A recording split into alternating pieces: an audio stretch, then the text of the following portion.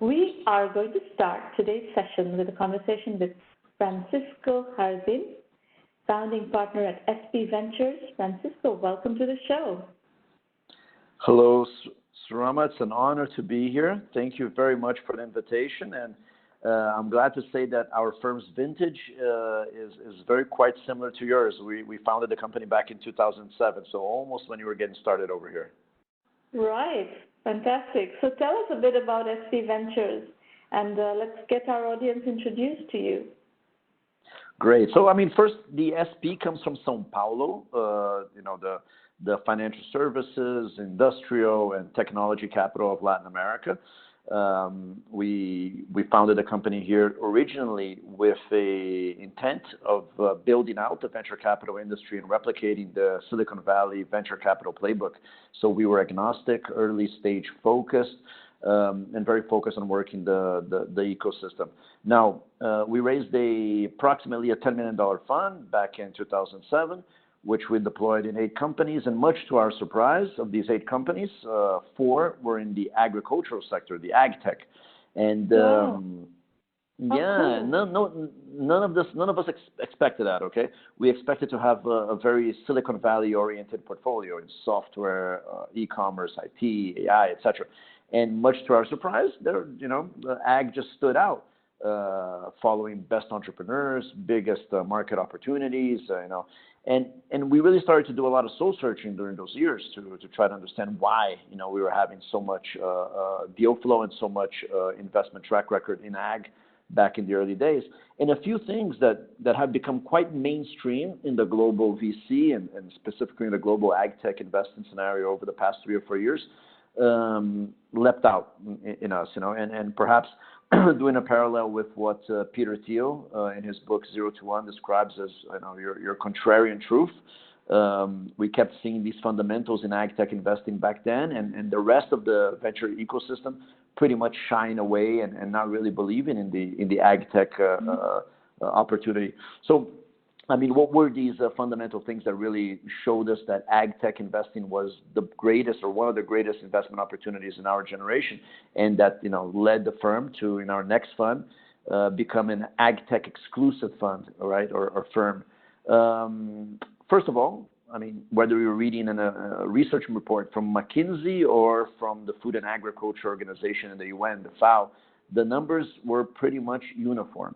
Until 2050, in the coming decades, driven by global population increase and changing demographics and enriching emerging markets demanding more animal protein, there was going to be a demand in 60 to 80% additional demand in food, right?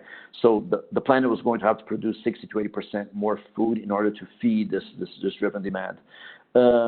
Second, if you looked at the 5 or 6 regions in the world that could feed this growing population, Europe, Canada, US, Argentina, Brazil, Australia, Brazil and the greater tropical ecosystem of Brazil, which includes Bolivia, Paraguay, and Colombia, was by far the best positioned location to increase production. Now, when I mean increase production, I mean in new farmland and also in increased productivity in existing farmland. And both of these factors meant that there was going to have a radical new adoption or increase in adoption of technology, right? The third thing that stood out to us is that when you compare our region, the Latin American agricultural landscape, to the rest, we are the only tropical agriculture. What does this mean? We have 2 to 3 harvests a year, contrary to temperate agriculture where you have 1, 1.5. We don't have biological activity being frozen over during winter, so we can produce all year long, but at the same time, pests, diseases, soil changes occur all year long. So it's a very different type of agriculture. We have soil variabilities, we have microclimate variabilities, the size of farmers is different, the human capital to work the farm is very different, the infrastructure in farmland is very different. So what does this translate in terms of tech investing? It means that we demand native solutions. What is being developed in Tel Aviv, in Haifa, in Silicon Valley does not work over here. It has to be redeveloped, recalibrated. And we always believe that local entrepreneurs tackling local native problems were going to have a big competitive edge. So, I mean, Brazil was already the second biggest food producer in the world. great growth opportunity. We had a barrier to entry because of our tropical characteristic and nature. So all these factors just, screened out and said, well, let's build out some big local tech companies that are solving these big bottlenecks to be able to guarantee global food safety in a sustainable fashion. Can you talk about what those bottlenecks are that can be tackled with IT? When you say AgTech, I take it that you are talking about information technology as it applies to agriculture? Of course. So, first of all, when we describe AgTech, we mean, and what we see as the end consumer market, we mean the entire agribusiness value chain, which represents in Brazil approximately 22 to 24% of our GDP. So it's very relevant. And this includes all technologies or all improved methodologies to increase yields from planting and soil fertility, all the way to how we deliver food products to end consumers. So, I mean, it's really what has become pretty well known in the industry as farm to fork, right? It's the entire value chain. So I'll give you two very hot subsectors that we're looking at right now. First of all, distribution of ag products. By ag products, I mean seeds, fertilizers, chemicals, biologicals, machines, machine parts, is around the $30 to $35 billion market. And distribution has always been offline, with offline retailers, offline distributors. And this is quickly going online. I'll give an example. We invested in a company based out of Rosario in Argentina called AgroFi, which is quickly becoming the Mercado Libre, the eBay, let's say, of ag here in Latin America, early winner of the game, has been gaining a lot of traction. So that's an example of e-commerce and of online distribution. Another subsector that has become very hot is that agribusiness in Latin America traditionally has not had a financial services industry. And we've not had a financial services industry for a wide range. First of all, there was subsidized government funding that distorted and crowded private markets, private credit and private insurances out. Second, the traditional financial services industry was never capable or comfortable pricing and understanding the uncertainties relating to ag.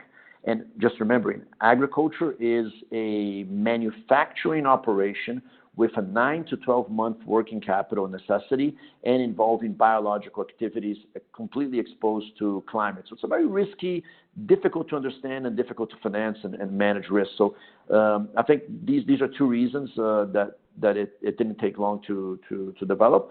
And now what we have is the public financiers, the public sector leaving the subsidized market simply because governments have gone exhausted from a fiscal perspective, so they're going pretty much bankrupt. Second, tech-enabled and digital transformation of agriculture has started to bring a lot of transparency to the sector, and the financial services industry starts to see opportunities to price and distribute financial services products. So what we see is tech-enabled insurance tech, credit tech, and payment platforms that are surging to be able to bring productivity to ag. Yeah, I gave you just two examples, but we're looking at things in smart irrigation. We're looking at things at smart application of herbicides, insecticides, and fungicides. We're looking at smart planting and seedling and harvesters. We're looking at satellite technologies. We're looking at drone technologies. We've invested across the board in most of these sectors that I told you, and there's still so much to come. Blockchain is just getting started in the region as a way to guarantee food traceability and securitization of agricultural debt. I mean, there's a lot of stuff going on. Very cool. So how big? You said the first fund in 2007 was $10 million. What fund are you on, and how has the fund size progressed? Yeah, I'll give you the dollar. Most our funds until the current one that we're closing right now have always been in local denominated currency. So I'll give you what they represented in dollars at the time of the closing, just so that the audience can relate a little bit better. The first fund was approximately $10 million US. The second fund that we closed in 2014 was approximately $40 million US, and the one we're closing hopefully by the end of December next month will be hard capped at $75 million US, right? So we've been increasing. We're not going to those $1 billion large funds. We feel that venture capital is a very boutique financial intermediation. We get very involved in deal flow sourcing and especially in adding value to entrepreneurs. So, we don't want to have $500 million under management. We really want to be able to have 4 to 5 deals max per partner at the company. But that's a range, okay? So we've gone from 10 to 40 and now $75 million funds. How many partners in the fund? 4 partners at the fund. 4. Okay. Yes. And this is in the. I'm sorry. Sorry. Please go ahead. Finish what you were saying. No. Just we have another business that we started this year as well. We launched the first venture debt fund in Latin America. This is a business that is within the GP, but my partner Gabriela runs this practice, and it's starting to replicate the Silicon Valley Bank original business model here in the region and offer a non-dilutive long-term financing to entrepreneurs, because we had seen in our portfolios in previous funds that the best companies in our portfolio that were growing 3 digits a year, had great management, great unit economics. They could never raise any kind of leverage, and equity financing was the only type of financing they could do. And entrepreneurs were, to be 100% sincere, were just getting too diluted and giving up too much equity by the time they made their liquidity status. So we also launched the first venture debt fund. This is a $40 million fund. And talk to me about stage. You said you started off by saying that you like early stage. So define early stage for me. Are we talking seeds? Are we talking pre-seed, concept stage? What's comfortable for your fund? Yeah, so the current fund, now that the AgTech ecosystem in the region is already on its way to maturity, we are giving ourselves the luxury of becoming much more stage specific. So we do late seed and Series A as the sweet spot that we invest. So to give you an example on the $75 million fund, how the allocation will be deployed, we will be investing in 20 to 25 companies throughout Latin America in the ag food tech space, writing checks of $750,000 US to $1.5 million to get the party started. And we reserve up to $2 per investment to defend our positions and follow-ons, right? So that's a little bit what we do. In the past, when we were the first guys to get to the AgTech venture game in Latin America, we did a lot of very early bets. So we got a lot of companies that were just starting to sell their products and some even pre-operational, and we did probably very pre-seed and early seed transactions. But this was out of necessity because we had to build the ecosystem, build the platform. One more thing that we did as well in the beginning to get the ecosystem up and running, we co-founded with the largest sugarcane and ethanol operation in the world, a group called Raízen, which is a joint venture with Cosan and Shell Corporation. We co-founded an AgTech accelerator, which at the time was the first AgTech accelerator in Latin America, in which has become a very well-known place. If you want to develop and launch a technology for sugarcane anywhere in the world, this accelerator called Pulse Hub has become definitely the go-to place. It's where you can really get the 1 million or so hectares that Raízen operates, and all their sugar mills and all their fermentators to ethanol and downstream operations with trading and gas stations. We really get entrepreneurs by hand, and we co-develop technologies and we help them roll out. So we've done a lot of things in the past to get the ecosystem up and running, but now as a VC, we really want to stick to late seed and Series A and then defend our positions throughout the rest of the stage financing. So you put in about $3 million per company in about 20-25 companies roughly in late seed Series A. You have this accelerator to get things off the ground. What about in between the accelerator and the late seed Series A? Are there funds that have come up who are able to fill that gap? Yeah, so I mean, Latin America right now is in a very exciting moment. I mean, if you guys have been reading TechCrunch and seeing a lot of the things, you've been seeing a lot of the hype. A lot of people saying Latin America is the new China. SoftBank has been doing a lot of business in the region over the past 12 to 18 months. Latin America had never had a unicorn until late 2017. I'm sorry, not Latin America. Brazil had never had a unicorn until late 2017. And we had only had, as a region, Latin America, only 3 unicorns until 2017. And then from late 2017 till last week, we've had approximately 10 unicorns just in Brazil. So the ecosystem has come of age. And this has meant that all the stage financing locations have started to grow. There's a lot of angel investors. There's a lot of accelerators that do earlier investment. And there's a lot of seed and pre-seed funds coming up. So I won't say that it's an extraordinarily liquid ecosystem, especially if you compare it to Silicon Valley or Israel, but it's definitely much less difficult to raise capital. Yeah, it's much less difficult to raise capital here today than it was 2 years ago. I mean, it's the dynamics are great. And what is the limited partner scenario for AgTech? So this $75 million fund, or the 40 million before and the 10 million before, well, the 10 million was not AgTech specifically, it accidentally became AgTech, but the 40 million was AgTech, the 75 million is AgTech. So is there a set of limited partners that are particularly interested in AgTech VC funds? Yeah. So I can't disclose the names, but I can give you the profiles. We have two anchors that are very large ag multinationals, some of the largest companies in the world in the ag space, who have been active in the corporate ventures sectors, and these two guys are LPs. We have a large DFI, a development finance institution, who is also a third anchor. We have fund of funds who have been deploying capital and diversifying their LP base across several different venture ecosystems, and they see ag as a very promising investment landscape. Our new fund is ESG compliant. I mean, whenever you invest in ag tech, what we noticed from the beginning is that there's something that you're doing no matter what. You're increasing global food security while optimizing the way you produce it. So you're producing that food of probably less water resources, less chemical fertilizers, less land. When you produce more of less land, you put less pressure on deforestation. So ag tech tends to be a environmental friendly investing space. So we started to have a lot of impact investors, LPs, or LPs that are concerned with the rate of CO2 emissions and deforestations. And I don't know if you know, but 70% of global freshwater application is agriculture. So it's very difficult for you to have a sustainable policy involving freshwater in the planet's use if you don't tackle it through agriculture.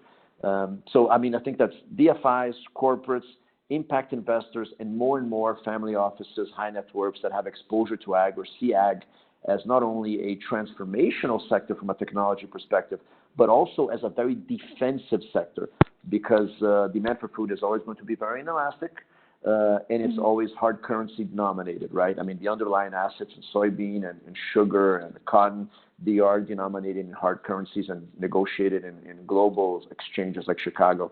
So those are the general LPs that we've been attracting for our funds. Very good.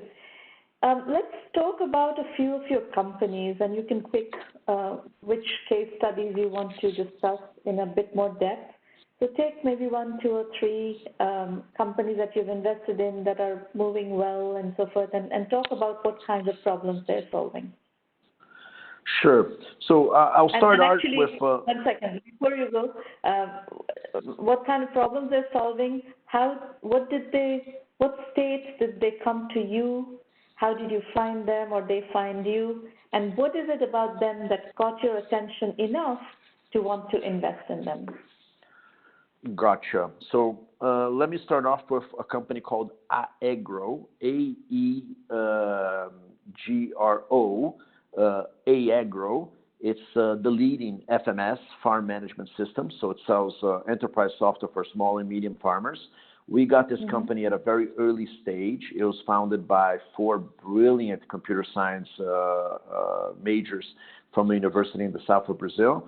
And I think that we saw the FMS-based platform as one of the spearheads of the digital transformation of farmers, right? So farmers, I'll speak for Latin America, they still manage their farms. I mean, and this is changing rapidly right now. But guys that have 200 hectares, 400 hectares, I mean, relevant farms, they still managed it either with a notebook or with an Excel spreadsheet. I mean, and again, a very complex operation where you're using seeds, chemicals, you're fighting biological warfare, you're exposed to climatic adversities. You have volatility in prices from your inputs all the way to your end products. I mean, a very complex operation of machinery, and these guys are managing it in a very simple fashion. And if you look at farmers, and I've heard that this is the same if you're talking about Illinois or Ohio, you have farmers that are having very high productivity, producing 80 bags of soybean per hectare in one side of the street, and his neighbor is doing 20, 30 soybeans. And that's the difference between a guy who's making money and a guy who's going out of business. And what's the major difference? It's management. And the best way for you to spearhead management is through information technology. So we saw these guys, they were very focused on building a fantastic product. That was their number 0, 1, 2, 3 priority. I think this is what sparked their eyes. And we decided to choose these guys as our horse, our bet, to be able to lead a very important part of the digital transformation of ag. This brings a question Yes. to my mind.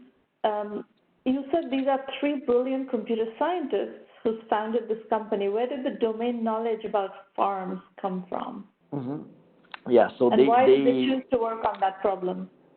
Yeah, so that's an interesting point. They had attracted a very senior, older agronomist who was a consultant to the rice industries in the south of Brazil, and a very well-known guy. And they had attracted him to the business. That he became their godfather, let's say, a mentor from a very early stage. He had gotten a little bit of equity in the company, so he was, very aligned from an economic perspective.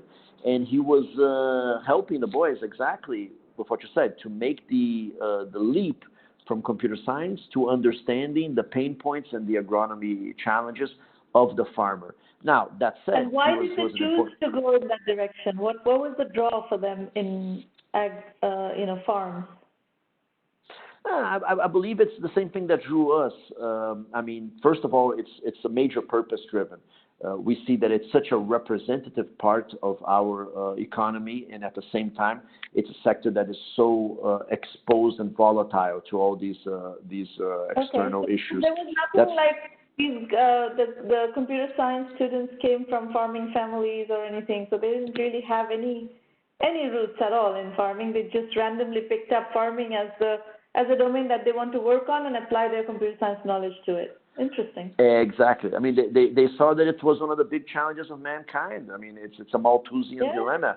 Sure. The current agricultural system, it's broken. I mean, the way it is, it's unsustainable in terms of fertilizer application, in terms of insecticide application, in terms of CO2 emissions. The way it's done today, it doesn't work. And to think that we're going to have to increase it by 60 to 80%, I mean, it's just digging deeper. So I think one thing about yeah, we were the first investors in the company. We wrote a seed check. The company grew significantly, and then we wrote a late seeds check again. So we did 2 rounds in the company. And besides building a great company, what these boys were able to do that we haven't seen anybody in AgTech globally do as well is that there was a big concern, or there was a big paradox that if you spoke to anybody traditional from ag, and this included, Monsanto executives, farmers, all these guys, they would always tell you, you're never going to sell technology to farmers if you don't go to the farm, get your boots dirty, have coffee with the farmers, and spend hours and hours and hours chatting with them. And what these boys said is, no, we don't believe this. We think that farmers are just like regular people. They are going through a information overload. They're being digitally transformed and impacted. And inside sales and inbound marketing is going to work. And the revolution that happened in other sectors of sales, where you produce content, you attract users, you feed these users with content, you make a call, and you close a sale with a demo, is going to work in farming. And these boys did this, and it's worked. I mean, the company is growing 13% a month without having one field sale, guys, all inside sales and inbound marketing. Excellent. And how far along are they? What kind of revenue levels are they at? So they're not disclosing revenue levels, but I can tell you the hectares they're doing. These guys are already doing 6,000 farms, okay? That's over 1,000 paying customers, okay, and growing by 13%. So they're growing by over 700 new farms per day, per month, over 120, 130 new clients per month. So significant, and they're already doing over 4 million hectares. Now, let me just give you a comparison. There was a company, a parallel company called Granular, that did something very similar to them in the U.S. Granular, when they had around 3 million hectares, I believe, was acquired by Corteva for $300 million. This was an Andreessen Horowitz-backed company. The boys here are already 30% bigger than Granular was when they were acquired, just to give you a parallel, okay? Yeah, and what we see is so interesting about this value is that once you have farmers with their FMS, and you're managing the entire operation, you're seeing what they're buying, you're seeing to who they're selling, you're issuing their invoices through the system, you're collecting data, you're engaging, you are in a very competitive position to do much more efficiently what the banks try to do, which is provide capital, identify if they're good farmers or not, send people to the field to visit, to see what these guys do, how they're doing it. We have this information already uploaded. So we are in a very comfortable position to be able to price and distribute financial instruments through this FMS. And we think that this company can become, in the coming years, a digital bank for farmers, a leading provider of credit and insurance for farmers. Very cool. Very cool. So I don't know if you've been reading our Entrepreneur Journeys series on the blog. We profile entrepreneurs and their journeys, how they've built companies. So if this company has crossed 5 million in revenue, which I'm assessing it has, please ask them to get in touch with us, and we'll be delighted to do their story. Deal. I'll definitely ask them to. Yeah, I'll have the founder CEO Pedro Dusso, a very inspiring figure, get in contact. Right. It's 5 million annual revenues, right? Yes. Okay, yeah. That's right. Okay, very cool. Is there any other company that you want to discuss before we wrap up this segment of the meeting today? Yeah, perhaps a company that we co-invested with Syngenta Ventures and Bunge Ventures in Argentina. Now, this is interesting because Argentina has been making the headlines and getting a pretty bad rap for political turmoil and all these things, but I mean, coming from Brazil, I can say this with no prejudice. Argentines have always been fantastic entrepreneurs, and they have a dilemma that is very similar to what we see in Israel. Since they have a very small consumer market, Argentine entrepreneurs usually start their businesses already looking globally, especially looking into Brazil and other expansion markets. And we have an investment there in Rosario in a company called AgroFi, which, as I mentioned before, is the eBay or the Amazon of ag. And this is a company that in a little bit over 2.5 years has already become the early winner in the game in Argentina, already has over 40% of its revenues in Brazil, and has already launched Bolivia, Paraguay, and Uruguay. So it's a company that is dominating the e-commerce space for ag products in Latin America at a... Excellent. It sounds fabulous. We would love to do that story as well if the numbers are already there. It sounds like they are. Terrific. For sure. You gave us a wonderful insight into the AgTech space and especially in the context of Latin America. So it was a fascinating discussion. Francisco, we are running out of time for your segment, but thank you for being here and wish you all the best. We'll keep in touch. It was an honor. Thank you so much for having me, and let me know what we can do together. Absolutely. Absolutely. Take care. Bye-bye. Bye-bye.